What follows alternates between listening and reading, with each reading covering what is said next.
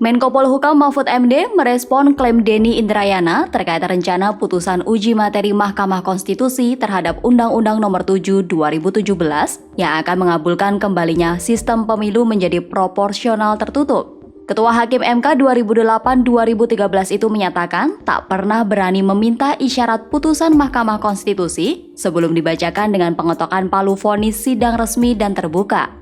Mahfud menegaskan putusan MK menjadi rahasia ketat sebelum dibacakan, tetapi harus terbuka luas setelah diputuskan. Saya yang mantan ketua MK saja tak berani meminta isyarat, apalagi bertanya tentang vonis MK sebelum dibacakan sebagai vonis resmi. MK harus selidiki sumber informasinya. Cuit Mahfud MD. Di sisi lain, dalam rapat koordinasi pemerintah dan TNI Polri jelang pemilu 2024, Mahfud menyatakan pengambilan keputusan atas gugatan terhadap sistem pemilu terbuka belum diambil.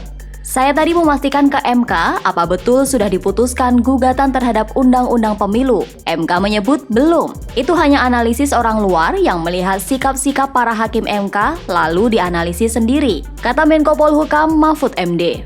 Senada Ketua Hakim MK 2 periode 2003-2008 Jimli Al-Siddiq menyatakan, orang luar termasuk pengacara tidak seharusnya membuat kesimpulan sebelum putusan uji materi MK tuntas dalam persidangan. Jika seorang tersebut menyebarkan rumor bukan fakta, maka ia pantas untuk disangsi. Seharusnya orang luar tidak buat konklusi sebelum perkara tuntas di sidang. Rumor bukan fakta. Lagi pula, jikapun benar, Denny Indrayana sebagai pengacara mesti tahu ini rahasia, maka dia pantas disangsi. Cuit Jimli Al-Siddiq melalui akun Twitter pribadinya.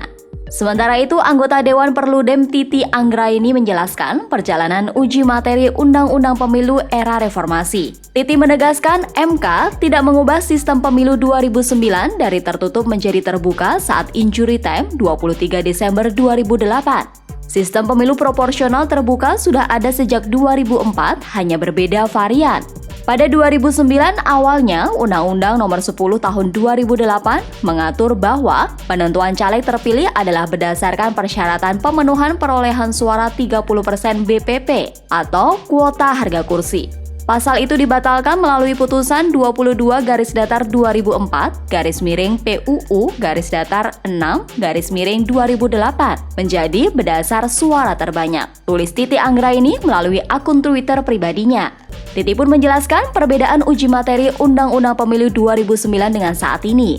Pada 2009, uji materi Undang-Undang Pemilu meminta perubahan variabel penentuan caleg terpilih. Sementara perkara 114-PUU/20/2022 permohonan uji materi adalah pilihan induk sistemnya dari proporsional terbuka menjadi proporsional tertutup. Putusan MK 2008 harus diakui mengubah kompetisi. Semua caleg nomor urut atas atau kecil masih punya insentif kalau tidak ada yang mencapai 30% BPP. Dengan sepenuhnya suara terbanyak, maka kompetisi menjadi begitu dinamis dan hiruk-pikuk. Semua merasa punya peluang terpilih. Cuit Titi Anggraini.